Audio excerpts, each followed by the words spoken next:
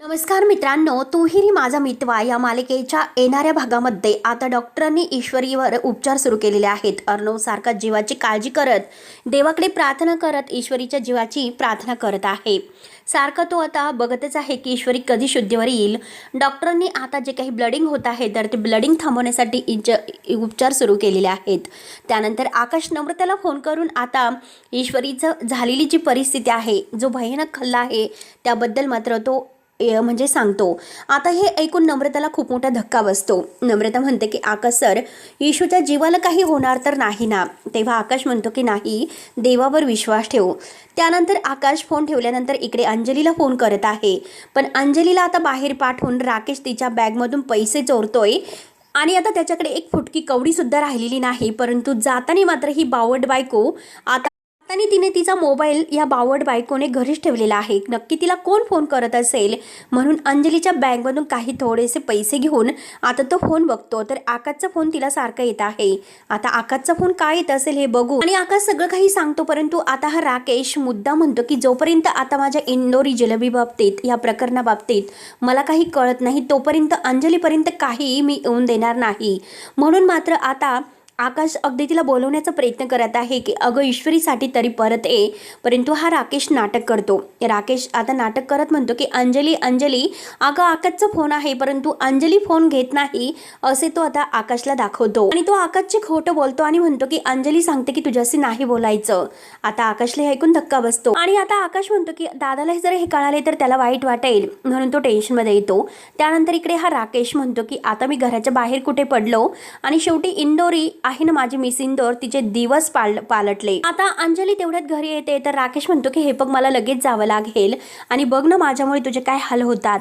अंजली म्हणते की नाही, मी तुमच्या सोबत आहे, मला काही हाल वगैरे नाही वाटत. आणि आता कुठे आलात आणि लगेच जायला निघालात का? आपण एकत्र घरी बसू आणि गर्भसंस्काराचे जे व्हिडिओ आहे ते ऐकू.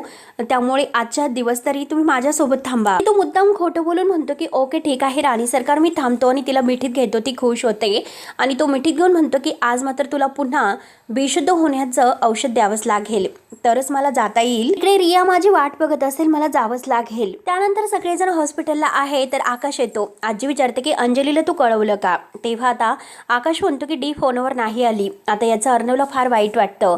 त्यानंतर मात्र आता वल्लरी धावतच येते नाटक करत. अरे अर्णव काय झालं? ईश्वरी कशी आहेस? आता लगेच अविनाश मामा म्हणतो अगं वल्लरी, आल्याला किती प्रश्न विचारशील? नाटक करत वल्लरी म्हणते की मला तिची काळजी वाटते. अर्णव आता तिच्याकडे पाहत असतो. त्यानंतर आता राकेश अंजलीसाठी खीर बनवत असतो आणि त्यात ते बेशुद्ध होण्याचं औषध टाकून आता रियाचा फोन येतो. रिया म्हणते की हे बघा सर्वेश, काही झालं तरी आज यायचं म्हणजे यायचंच, मी काही ऐकून घेणार नाही. आता लगेच तो फोन ठेवतो आणि अंजली येते. अंजली मात्र त्याला खीर बनवताना बघून खूपच खुश होते आणि त्या खिरीमध्ये मात्र आता तो बेशुद्धीचं औषध टाकतं. कारण अंजली मागून त्याला मिठी मारते आणि तुमच्यासोबत मी खरंच अशी कायम सुखात राहील असं आता खुश होत म्हणते आणि डोळे बंद करते. तेवढ्यात मात्र हा खिरीमध्ये औषध टाकून देतो. त्यानंतर मात्र इकडे घाईने सुप्रिया रडतच नम्रतासोबत हॉस्पिटलला येते आणि इशू करत. तेवढ्यात वल्लरी समोरच आहे आणि लगेच सुप्रियाचा आवाज ऐकून तेथून ती गायब होते. सुप्रिया रडत असते की काय झालं माझ्या ईश्वरीला? आता सगळेजण रडत आहे. नक्की सुप्रियाला काय सांगायचं कुणाला काहीच कळत नसते.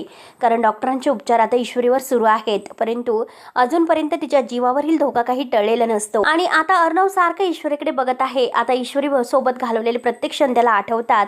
त्याला फक्त आणि फक्त ईश्वरीच्या जीवाची काळजी लागते. आणि वल्लरी मात्र आता विचार करत आहे की ईश्वरी जर घरात राहिली तर मात्र आपलं हे सर्व असे घडतच राहणार. शेवटी आपल्याला एक ना एक दिवस मात्र सगळ्यांच्या समोर सत्य येणारच. त्यासाठी ही ईश्वरी आता जगायला नको, तिला काहीतरी मारण्यासाठी प्लॅन करावाच लागेल. जर ही ईश्वरी शुद्धीवर आली तर ती मात्र त्या श्रीकांत धुमाळाचं नाव घेणार आणि श्रीकांत धुमाळ मात्र माझं नाव घेणार. म्हणून ती धुमाळांना फोन करून आता कायमच्या इथून मुंबई सोडून जाण्यासाठी सांगते. त्यानंतर आता इकडे अर्णव ईश्वरीजवळ येऊन बसतो आणि ईश्वरीला म्हणतो की का तुम्हाला सांगितलं नाही? दरवेळेस तुम्हाला अगदी ओरडोरडू सांगून जात असते. जेव्हा आता माझी गरज होती तेव्हा तुम्हाला का सांगितलं नसन? काय इतकी मोठी रिस्क तू घेतली आणि मी सिंदोर तुम्हाला असं अगदी सोडून जायचं नाही, असं गप्प राहायचं नाही, तुम्हाला बोललेली हवी आहे. तेव्हा आता श्रीकांत धुमाळ इकडे वल्लरीला म्हणतो की हे बघा मॅडम, मला माहिती नव्हतं की तुम्ही त्या मुलीवर असा जीवघेणा हल्ला करता. मी जरी चुकीचं वागलो परंतु मी असा गुन्हा नाही केलेला, खुनी नाही. मी सांगितलं होतं की तिला फक्त धमकी देऊन सोडून देऊ. तेव्हा आता वल्लरी रागाने त्याला म्हणते की तुम्ही असेच वाद घालणार आहात का? जेवढं सांगतो तेवढंच सांगते तेवढंच करायचं. तेव्हा आता तो धुमाळ म्हणतो की हे बघा, मी सुद्धा एक पत्रकार आहे, तुम्ही विसरतात. परत हे म्हणजे प्रकरण आहे ना ते माझ्यापर्यंत येऊन देऊ नका. म्हणून धुमाळ आता ह्या वल्लरीचं काही एक ऐकून घेत नाही. त्यानंतर आता इकडे वल्लरी ठरवते की जर ही ईश्वरी जिवंत राहिली तर माझा खेळ खल्लास करील. आज रात्रीच मात्र हिचा खेळ खल्लास करावा लागेल. नंतर अर्णव ईश्वरीचा हात धरतो आणि रडतच म्हणतो की मी सिंदूर प्लीज डोळे उघड, मला तुझ्या बडबडीची गरज आहे. प्लीज तू माझ्यावर ओरड पण काहीतरी डोळे उघड आणि बोल माझ्याशी. मला प्रॉमिस केलेला आहे ना ताईला आणि मला एकत्र आणणार आहे, म्हणून चल आपल्याला ते प्रॉमिस पूर्ण करायचे आहे मी सिंदूर. आणि तेवढ्याच सिस्टर बाहेर येतात आणि एनओसी करायला सांगतात, कारण जर पेशंटच्या जीवाला काही धोका वगैरे झाला, उद्या काही बरं वाईट झालं तर आता हे असं म्हटल्यानंतर अर्णवला खूप राग येतो. सगळेजण खूप रडत असतात, ईश्वरीच्या जीवाची काळजी लागते. आता डॉक्टर बाहेर येतात, अर्णवला समजवतात की प्रोसिजर आहे आणि आता मात्र शेवटी नाईलाजाने अर्णवला हे सर्व करावं लागतं. तो देवाला हात जोडतो आणि म्हणतो की देवा हे बघ, माझा तुझ्यावर विश्वास नाही पण तिचा आहे ना, तिचा तरी ऐक आणि तिला ह्या सगळ्या संकटातून बाहेर काढ. शेवटी मामा हा अर्णवला सह्या करायला सांगतो, पण आता अर्णवला सह्या करताना आता ईश्वरीच्या प्रत्येक आठवणी डोळ्यासमोर येत आहेत. त्याला ईश्वरीची अगदी सेकंदला आठवण होत आहे. त्यानंतर आता इकडे अंजलीला झोपी लावून मात्र आता तिला बेशुद्धीचं औषध देऊन आता चांगलंच झोपी लावतो. आणि आता रियाचा फोन येतो तर राकेश तिला म्हणतो की हो चल निघतो, जरा स्पेशल ठेव. आता रिया म्हणते की अरे किती उशीर, ये लवकरात लवकर. त्यानंतर आता इकडे हॉस्पिटलमध्ये अर्णव चक्कर गणपती बाप्पांच्या समोर ईश्वरीच्या जीवासाठी आज प्रार्थना करायला येतो आणि ती तुझी इतकी भक्ती करते, प्लीज तिला ह्या संकटातून वाचव, तू का तिला त्रास देतोस, प्लीज तिला वाचव म्हणून खूप आता प्रार्थना करतो चक्क हात जोडून. नंतर आता आजी खरंच सुप्रियाला म्हणते की आता ईश्वरी सारख्या मुलीवर कोणी आता जीव घेणं हल्ला केला असेल. सुप्रिया म्हणते की खरंच मला माहिती नाही, मी विचार करून अगदी डोकं बधीर झाली. तेवढ्यात आजी आता अविनाश मामाजवळ येते आणि वल्लरी कुठे आहे असं विचारते. आता अविनाश मामा म्हणतो की जेव्हापासून मगाशी विहीनबाई आणि नम्रता आल्या तेव्हापासून मात्र ही गायब आहे, तिचा विचारच करायला नको. तिच्या वागण्याचा खरंच मला त्रास होतोय. येथे ईश्वरी इतकी सिरियस आणि ही बाई कशी वागते. आजी आता समजावते की हे बघ अविनाश, तू त्रास करून घेऊ नको. तिच्या सांगण्यावरून आपण नम्रता आणि आकाशांचं लग्न सुद्धा पुढे सरकलं, मग काय हिचं आणखी किती ऐकून घ्यायचं. इकडे देवासमोरील जो काही दिवा आहे तो फडफड करत असतो तर अर्णव आपल्या दोन्ही हाताने मात्र तो दिवा विझवण्यापासून वाचवतो. देवाचा नक्की हा काय संकेत आहे म्हणून तो देवाकडे पाहत असतो. मात्र तो पुन्हा देवाला हात जोडून म्हणतो की माझ्याकडून जितकं शक्य होतं तितकं मी केलं.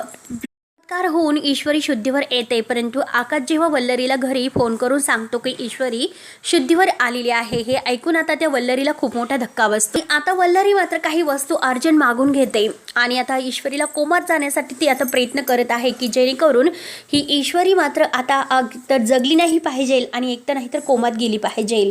त्यासाठी ती काहीतरी आता त्या उदयकांतकडून औषधं आहे तर ते मागवून घेते आणि ईश्वरीला इंजेक्शन देण्यासाठी आत येते. कारण आता सुप्रिया आणि अर्णव तेथे असतात आणि ते दोघं काही खायला बाहेर गेलेले आहेत आणि तेवढ्यात वल्लरी आत घुसते. परंतु वल्लरी आतमध्ये घुसल्यानंतर आता हा अर्णव पुन्हा मागे येतो. डॉक्टरना विचारतो की एखादा लेडीज डॉक्टर म्हणजे तेथे आत गेलेले आहेत का. डॉक्टर नाही म्हणतात की असं कोणी आतमध्ये नाही गेलेले. आणि तेवढ्यात अर्णव आत येतो तर आता ही वल्लरी तिला इंजेक्शन देण्याचा प्रयत्न करत असते आणि त्याच वेळेस ईश्वरीला शुद्ध येत आहे आणि ईश्वरीने मात्र शुद्धीवर येताच वल्लरीकडे बोट करून अर्णवला सर्व सत्य सांगितलेलं आहे की अर्णव सर, तुमच्या आईच्या आणि माझ्या आईच्या आणि वडिलांच्या अगदी जीवाशी आणि आयुष्याशी खेळणारी हीच ती बाई आहे आणि माझ्यावर हल्ला करणारी म्हणजे हीच ती बाई आहे. कारण जेव्हा मी खाली पडले होते तर याच बाईने मला म्हणजे मारण्याची सुपारी दिली होती. कारण जेथे मी बेशुद्ध पडलेले आहे असं हिला वाटलं तेव्हा ती तेथे आली होती आणि तेथे आता काहीतरी ती बडबड करत होती. मामीचाच आवाज होता तो आणि आता येथे मला मामीच आता म्हणजे मारायला आली. तेव्हा आता अर्णवला इतका राग येतो. अर्णव लगेच रागाने आता वल्लरीची गचंडी धरतो आणि तिला असडतो आणि आता मामीला तो भयानक अशी शिक्षा देणार आहे. कारण आता अर्णवच्या समोर सत्याचा अगदी पुरावा मिळालेला आहे. तर ईश्वरी शुद्धीवर येते आणि वल्लरी इंजेक्शन द्यायला जाताना अर्णव तिला वरंगी हात पकडतो.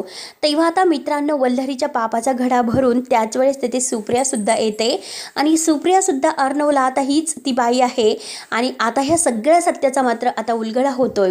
कारण आता म्हणजे मामीसमोर आता सुप्रियासुद्धा आली आणि ईश्वरीने शुद्धीवर येऊन माझ्यावर हल्ला करण्यासाठी हिनेच पैसे दिले होते गुंडांना, हे सत्य मात्र सांगितले. आता ह्या तीनही सत्याचा एकत्र उलगडा होत शेवटी अर्णव मामीची गचंडी धरतो आणि तिला चांगलंच असडतो. पण तरीसुद्धा ईश्वरी मामीला माफ करून आता अगदी ठिकाण्यावर आणणार असते. तर मित्रांनो, पुढे नक्की काय होतं हे बघण्यासाठी आपल्या चॅनलला नक्की सबस्क्राईब करत राहा. धन्यवाद.